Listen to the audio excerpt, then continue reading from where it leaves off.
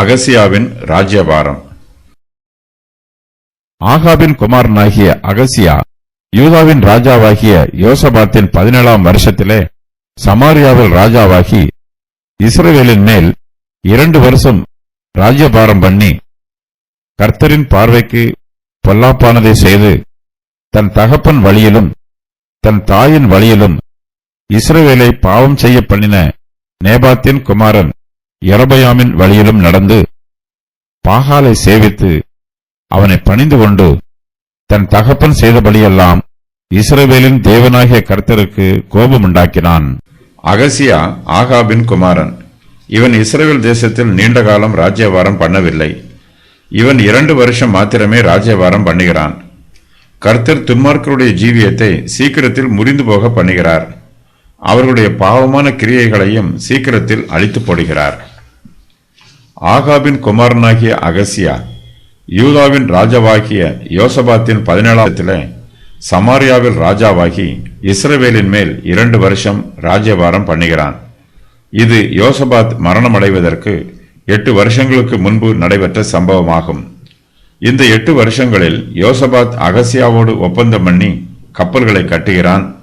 கப்பல்களை கர்த்தர் உடைத்து போட்ட பின்பு யோசபாத் அகசியாவை தன்னோடு சேர்த்து கொள்ளவில்லை.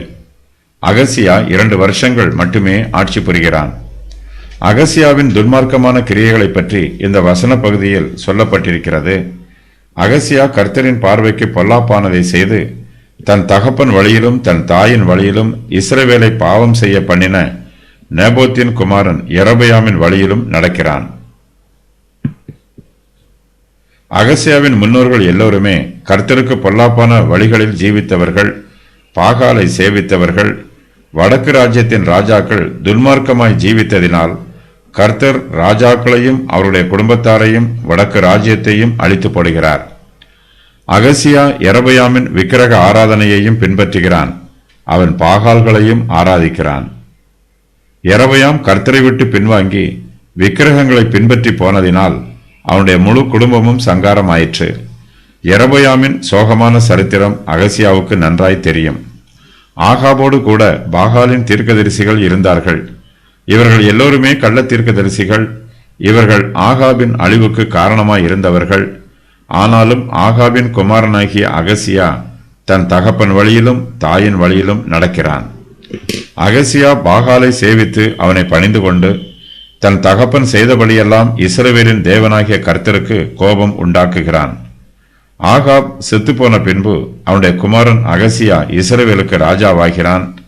ஆகாப் செத்துப்போனாலும் அகசியாவின் தாயாகிய ஏசபேல் இன்னும் மரித்து போகவில்லை. அவள் இன்னும் ஜீவனோடு இருந்து தன்னுடைய குமாரன் அகசியாவுக்கு துன்மார்க்கமான ஆலோசனைகளை சொல்லுகிறாள். இதன் நிமித்தமாய் அகசியா பாகாலை சேவிக்கிறான்.